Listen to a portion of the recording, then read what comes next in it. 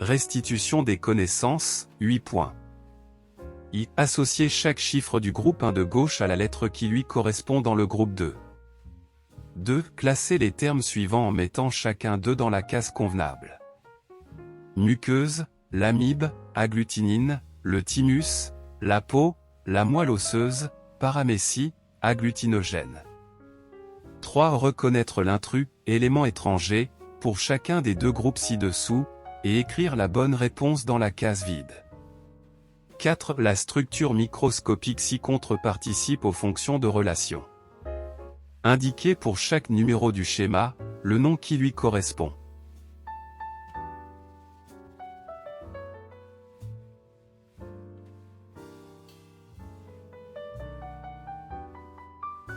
Raisonnement scientifique et communication écrite et graphique, 12 points.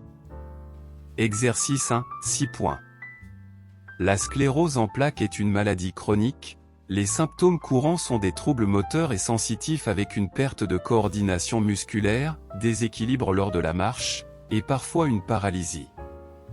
1. Formuler une hypothèse pour expliquer l'origine de ces symptômes. Dans le but de mieux comprendre la cause de cette maladie, on vous propose 2 séries d'études. Première étude, la myéline est une substance biologique qui s'enroule autour des axones des cellules nerveuses, neurones, et les protège. Le tableau du document ainsi contre-indique la vitesse de conduction du message nerveux, influx nerveux, selon la présence ou l'absence de la myéline et selon le diamètre des fibres nerveuses. 2. Cochez la bonne réponse pour chacune des 2 affirmations suivantes concernant l'analyse du tableau du document ainsi dessus.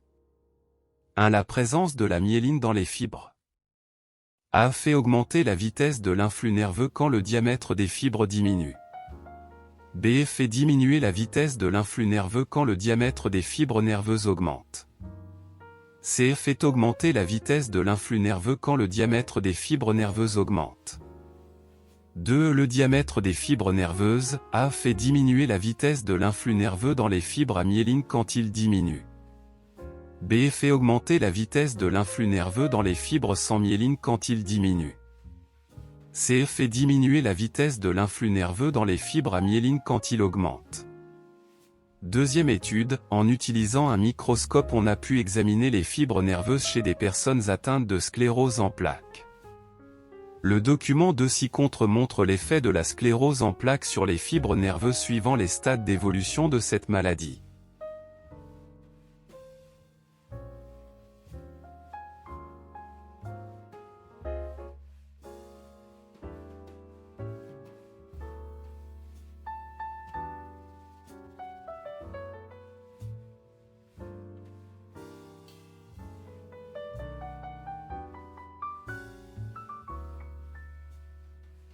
En observant le document 2, citez l'effet de la sclérose en plaques sur les fibres nerveuses.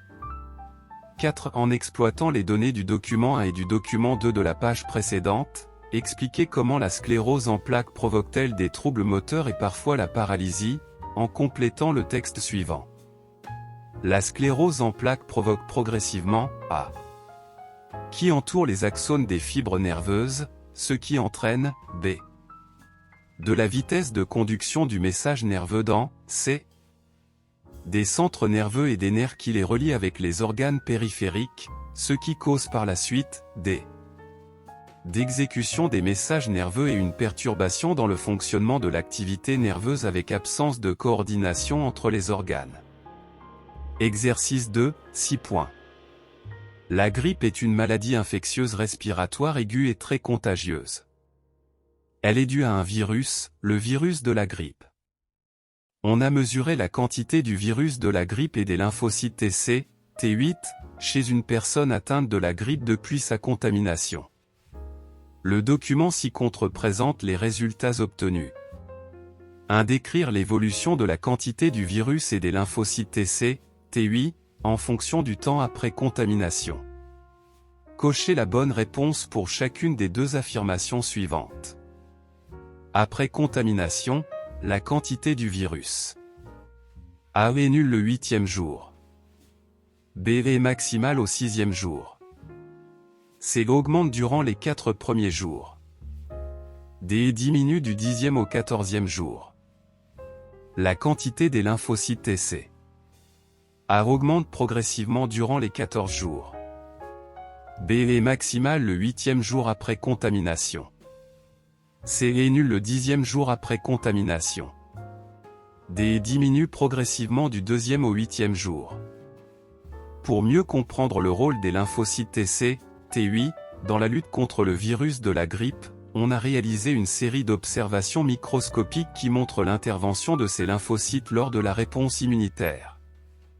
Le document 2 de la page 4 suivante montre le début et la fin de ces observations.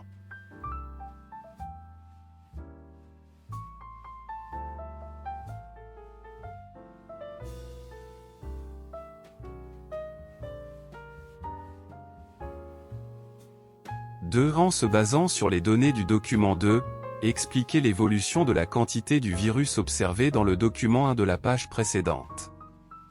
3. En utilisant les données de l'exercice et tes connaissances acquises sur les réponses immunitaires, compléter le schéma bilan suivant en précisant les étapes de l'intervention du système immunitaire pour lutter contre le virus de la grippe.